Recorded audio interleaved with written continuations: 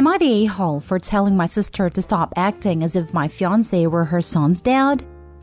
My 24 female sister, 23 female, had my nephew Joe during her first year in college.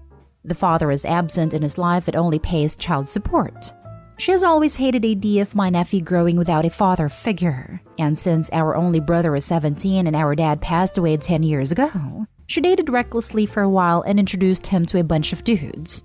3 years ago, I met my now fiancé, Gabriel, 28 male. He's really sweet and adores my family. He's financially stable and is good with kids, has a bunch of nephews on his own and comes from a good, big family. We've decided to be child-free, and if something happens to my sister and a few of Gabe's siblings, we're meant to be their legal guardians. But for the past year, my sister has grown comfortable with pushing Joe around Gabe. She always invites him to my nephew's activities, which is fine, but she acts as if Gabe were her guest and I'm his +1, not otherwise. Plus, my brother used to be the one who got invited and he's not anymore. She asks Gabe to drive her and Joe to places, and my mom pointed out how they look like a family when he does it. She jokes about how much of a dad Gabriel is for Joe, and she had the audacity to ask him once if he was comfortable with adopting Joe. But she was drunk, so I'll give her that. Neither Gabe or I are comfortable with this. He doesn't know how to push it aside without hurting their feelings. Mom has told my sister countless times how this is inappropriate. But my sister always gets defensive and says that Joe chose him and it's not her fault. Things blew up last weekend when Joe asked Gabriel if he could call him dad, because Mom said it was fine. My sister was looking at them with the biggest smile on her face, and I could notice how my mom and my brother were expecting his answer. Neither of them agree with it too. He sat Joe in his knee and kindly explained him how he wasn't his dad or even a dad figure, that he was Anne's soon-to-be husband, and that made him his favorite uncle. But that even if he wasn't his dad, he would never leave him and they'll always be best friends. Joe, being the sweet kid he is, laughed and smiled and said that it was okay. Then he ran to the living room to play with something. I think the situation resolved itself just fine, but my sister didn't like it and started to fight with us. My mom kept telling her to shut up, but she was saying things like, "What's wrong with you two? How can you say no to a little kid? He sees you as a father, so you should be proud of that." I had enough, but I told her that Gabriel wasn't Joe's dad, and that she needed to stop acting as if he was because it was honestly embarrassing. She called me a selfish C-word and said that I was jealous of her kid. I just rolled my eyes and we decided to leave after her. She later sent me a text saying that it was best if we step out of Joe's life for a while, or we will end up confusing him because he doesn't understand that Gabriel is not daddy. But as far as I could see, he got it pretty well. Edited Dwed, I'm sorry. I didn't mean to say that we're already Joe's legal guardians. But if something happens to my sister, and we hope it never does, we'll be taking care of him. Also, my sister is not right. I agree with that, but I doubt she ever gets violent. Now for the top comments. Not the a-hole, but you know your sister wants your fiancé, right? This right here. Sister is absolutely going to try to get fiancé to dump OP, if she hasn't already. As far as I know, she has never tried something like that. Neither my mom, Gabe, or I think that my sister might be emotionally interested in my fiancé. She only wants him as my nephew's father, but I don't think she's in love with him or something like that. I find it hard to believe she'd be pushing the dad angle without having any romantic interest in him. In any case, she could probably use some therapy to help with whatever issue she's dealing with. A normal person doesn't see their sister's fiancé as a viable father for their kid. Not the a-hole. Watch your sister. She is fantasizing about your boyfriend, and you aren't part of that fantasy. She's creating her own little family. Yikes. Poor Gabe. Also, poor Joe. The kid seems like a good one, but his mom will keep dragging him into these self-made miserable situations and keep pushing him towards emotional pain and turmoil. Not stay hollow P, but keep a discreet eye out for Joe. He's really an awesome kid, always laughing and playing. As hard as it may seem, my sister is a hell of a mother too. She takes excellent care for Joe. It's just the father issue that set her off. Next story is titled, Am I the a-hole for telling my mother-in-law that she will never see my child? Not really my mother-in-law, but girlfriend's mom. My girlfriend Ella and I have been together for almost 4 years now, and we are expecting our first child later on this year. Ella's 5 months pregnant. As much as I love Ella, I cannot stand her family, especially her mother. From the stories I've heard and from my own experiences with her mother seems to be an extremely disrespectful person. Because of her attitude, Ella has significantly cut contact with most of her family. We also didn't really tell them that we were pregnant, but they found out through Ella's cousin. Upon hearing about Ella's pregnancy, Ella's mom has been pestering us about inviting us to dinner to congratulate and celebrate our growing family. It's a nice gesture, but I was hesitant to accept because of the way that she and the rest of Ella's family usually act. After almost a month of ignoring the invitation, Ella convinced me to take her up on it. The dinner was held at a very expensive, very fancy fine dining restaurant. At first, to my shock, the dinner was going well. Ella's mom apologized for her past behavior and stated that she wanted to be a good grandmother moving forward. Her sister also offered support in the form of babysitting, old baby clothes, etc. The conversation was friendly, and I was very surprised to not hear anything insulting from Ella's mom directed at Ella. When Ella stepped out to use the washroom, Ella's sister made a comment about her supposed weight gain and offered me diet plans and exercise regimen to prevent her from getting too chunky. Her mom also pitched in about Ella's greedy eating habits. Just to be clear, my girlfriend isn't big. She's very tall and lanky, and even if she was the biggest woman in the universe, their comments would still be unacceptable. Ella's mom and sister also asked me not to tell Ella about our conversation because she's apparently too sensitive. At this point, I wanted to leave. Once Ella came back, I announced that I wanted to leave the dinner early. Her family was surprised and asked me why, and I responded that I didn't see them fit to see my child and I wouldn't want to see them ever again. I was probably very impolite, but in that moment, I didn't care. Her mom was very upset, almost yelling in the restaurant about how I couldn't leave without paying their bill, as I was the man of the table, and how I couldn't make husband demands as a boyfriend. Meaning, I can't forbid a grandmother from seeing her child because I'm not a true family. Again, I didn't care and I left with Ella. I later found out that Ella's mom's card was declined and they were forced to phone a friend to bring some money. Very embarrassing. Ella thinks that I could have been less harsh, because now her sister is spreading rumors about her to the family. Not stay home. So wait, Ella's family invited you to a swanky dinner, expected you to cover everyone's tab, and had zero backup plan for if you declined? Never mind the insulting Ella behind her back drama. That alone makes them the a-holes.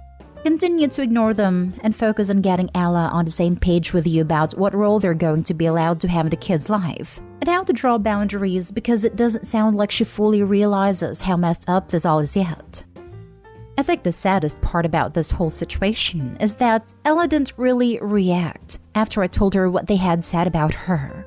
Her reaction was more like, "Oh, they're doing this again," as if she's heard it a million times before. All this to say, I think deep down she understands how messed up the situation all is. I think she just has hope that they would change. She's desensitized to it because she's used to this. I mean, this is the nicest way. Your girlfriend needs therapy. It's going to help her understand everything a lot more if she gets an unbiased professional opinion. Because the way her family acts is disgusting and not normal, and she needs to know that. I'm glad you had her back. Good on you, OP. She's already in therapy, and she's working on herself, don't worry. Not stay home. So she invites you to dinner and then expects you to pay. That's rich. Sounds like Karma also joined that dinner party. Not even just a normal dinner. It was a proper, posh restaurant. Did I read at least right that you paid for yourself and Ella? Partly courtesy, but also because I would not want to owe someone like these people a new dime. I did not pay for anyone's meal. I actually just left, which was probably a really horrible thing to do, but I was so mad at that point. Not stay home. They were just being nice to her face in order to get access to the baby. They only messed it up by being snide in front of you when she had gone to the bathroom, showing they hadn't changed in the slightest. I wouldn't be surprised if mother-in-law knew her card would decline and was counting on you to cover the bill too. Maybe you could have handled it a little better, but I don't blame you one iota for what you did. Cut them off and leave them cut off.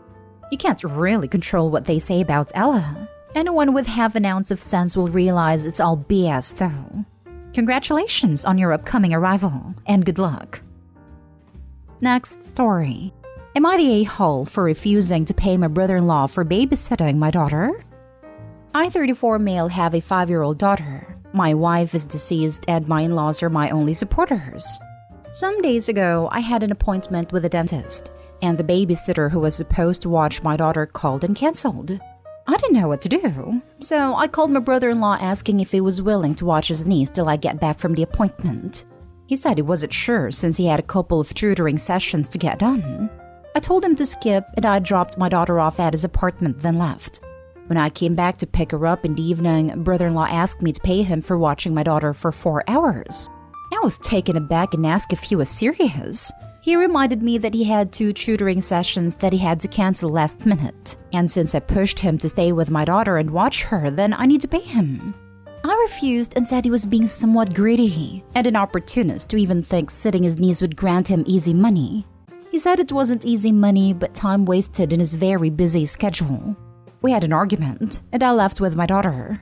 He called my in-laws who said that he was in the right and I should have paid him for his time and be appreciative of his efforts. I told them I didn't expect him to ask for money, but they said it's what I do with babysitters.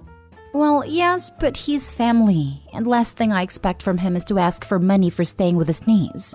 Besides that, I had an emergency and couldn't miss the appointment knowing how hard it is to get another one. He's still insisting on being paid, and I keep refusing. At this rate, I think he's being ridiculous, but I don't know. It all seems to be a misunderstanding. Say I did pay him. This would set the precedence for him to keep expecting money every time. Am I the a-hole for not paying him? Now for the comments. I forced my brother-in-law to cancel 2 tutoring sessions, losing him money to make him watch my child. Then, instead of offering to cover the money lost, I refused because family equals free labor. Even when you inconvenience them. Fixed it for you. You're the a-hole. If I were him, I'd never sit for you again. You forgot to add my babysitter who I was going to pay canceled. Opie, you're the a-hole in a way you will regret. Now, your brother-in-law won't be available as a backup in emergencies in the future, and you will be out of luck. Opie's in for a real surprise when he tries randomly dropping the kid off again, and brother-in-law calls CPS for an abandoned child. You're the a-hole. He said he couldn't watch her. You dumped her on him anyway. He had to cancel paid work. He is not trying to profit from you. He is trying to recoup his losses.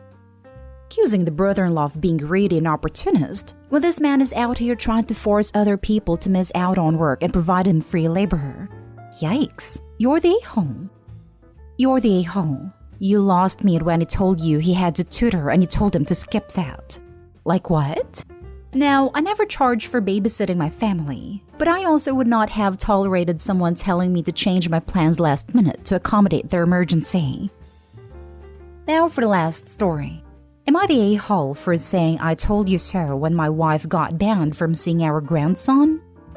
My wife has been in constant contact with our daughter-in-law, our son's wife, about plenty of things. The very recent argument ensued after my wife kept insisting on being present in the delivery room despite getting a resounding no. My wife was having none of it, and my son and his wife changed hospitals to throw my wife off after she threatened to barge into the room. She eventually found out I didn't tell her and got very mad. I told her to stop and think, because if she keeps this up, she will lose all chances to see her grandbaby. She told me off and went to make a huge scene at a hospital my daughter-in-law was at. It did not end well, and my wife came home crying hysterically after getting chewed out by our son and kicked out of the hospital. Things remained tense till my son called to invite me to see the baby for the first time. He did not invite my wife, which sent her into a mental breakdown. I had an argument with her after she tried to guilt me into staying with her and shame my son for keeping his mom away from her grandbaby. But I just told her I told you so, and said that she had plenty of opportunities to get right with our daughter-in-law, but she blew them away because of her stubbornness.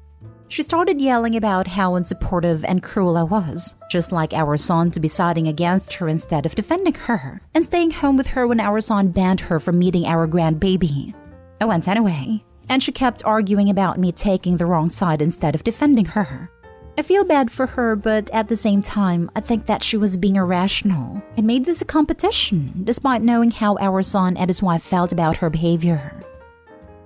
Not stay home. I'd consider a divorce over this, to be perfectly honest. I mean, honestly, she has effectively ruined all future holidays. What the hell? Your wife is being so irrational here, I'm a little worried for her. Is she this way about other things, or is this new behavior for her? You might want to see a medical professional with her. Not stay home. I was also wondering the same thing. This is off the charts crazy. Not stay home. There's been similar posts like this in AITA and Just No Mother-in-Law. And I'm so interested to know, because it's never from the husband/father-in-law's perspective. Why on earth do you stay with this woman? Seriously, this can't be an isolated component of her personality, because this behavior is a pattern and an extreme one at that. So please, I gotta know, why are you remaining married to such a selfish jerk?